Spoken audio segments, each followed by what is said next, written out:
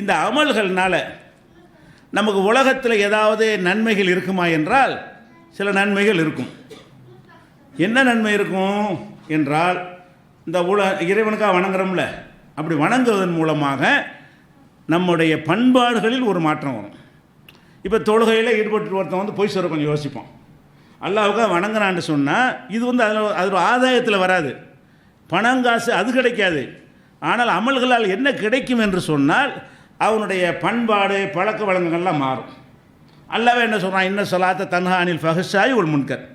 தொழுகை வந்து தீய காரியங்களை விட்டும் மானக்கேடான காரியங்களை தடுக்கும். நீங்கள் தொழுதீங்கன்னு சொன்னால் உங்களுக்கு விபச்சாரம் பண்ண முடியாது, அல்லாஹ்வுக்கு பயந்து செஞ்சால். தொழுதுங்கன்னு சொன்னால் உங்களுக்கு கலப்படம் பண்ண முடியாது. தொழுதுங்கன்னு சொன்னால் உங்களுக்கு திருட முடியாது. அதுக்கு பிறகு திருடிங்கன்னா நீ தொழுகையில் நடிச்சிருக்கேன்னு அர்த்தம். அது தொழுகையாக இல்லை. அல்லாஹ் ஒருத்தன் பார்க்குறாங்கிறதுக்கு அவனுக்காக தன்னை வணங்குறதுக்கு ஓடி வரக்கூடிய ஒருத்தன்ட்ட வந்து இதுகளெல்லாம் வரக்கூடாது. அப்போ இந்த தொழுகை என்பதில், நோன்பு என்பதில், இபாதத் என்பதில் நன்மையே இல்லையா, உலகத்து நன்மை இல்லையா என்றால் இருக்கிறது. என்ன இருக்கிறது? அவனுடைய கேரக்டரில் உயரக்கூடிய நன்மைகள் கிடைக்கும். காசு போன நன்மைகள் கேரண்டி இல்லை. என்ன இருக்கு? பண்பு வரும், பொறுமை வரும், அடக்கம் வரும்.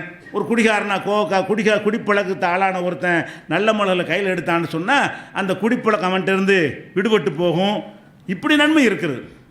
இதுக்கு எதிர்பார்க்கவும் செய்யலாம். ஏன் அல்லாஹ் இப்படி சொல்கிறான்? சில அமல்களை கொண்டு இந்த நோன்பை பற்றி சொல்லும் பொழுது கூட, நீங்கள் உங்களுக்கு கடமையாக்கப்பட்டு லஅல்லக்கும் தத்தக்கூன், நீங்கள் இறையச்சமுடையவர்களாக மாறுவீங்க. மாறினா எல்லா செயல்களும் பிரதிபலிக்கும்.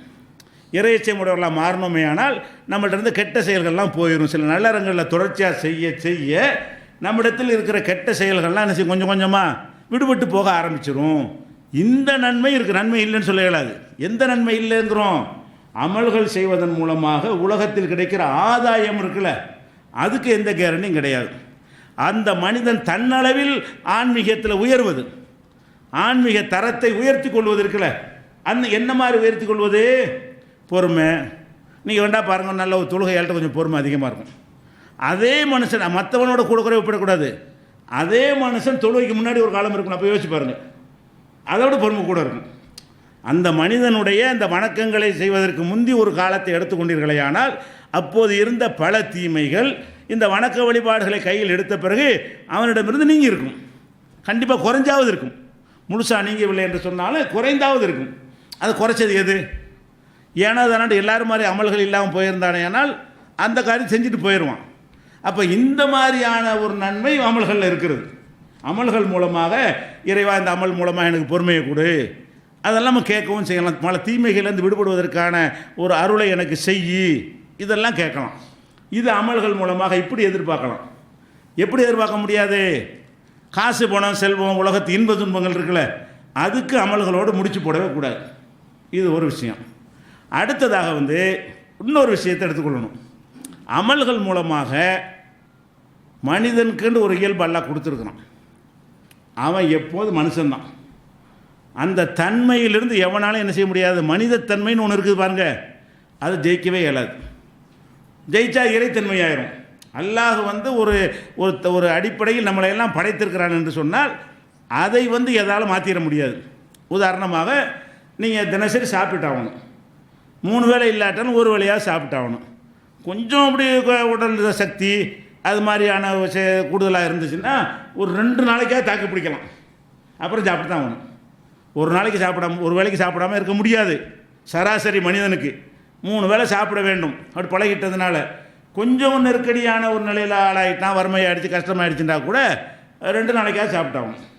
2 நாளைக்கு ஒரு தடவையாவது. ஒரு மனுஷன் 1 மாதமாக சாப்பிடாமல் இருக்க முடியுமா? நீங்கள் வணக்கம் செஞ்சீங்கன்னா, இபாது செஞ்சால் அப்படி ஆயிடுவீங்க. மாதக்கணக்கானாலும் பசிக்காது, மாதக்கணக்கானாலும் தூங்காமல் இருப்பீங்க, வருஷக்கணக்கானாலும் அப்படி இருப்பீங்க.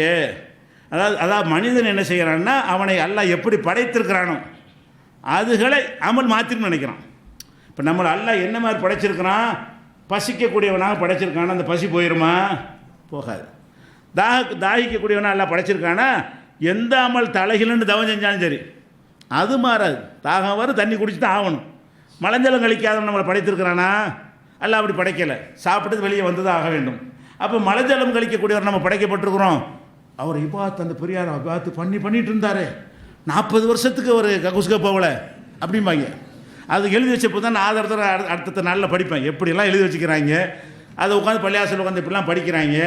அதெல்லாம் நம்ம அடுத்தடுத்த நாட்களில் ஆதாரங்களும் ஒன்று சொல்லுவோம்.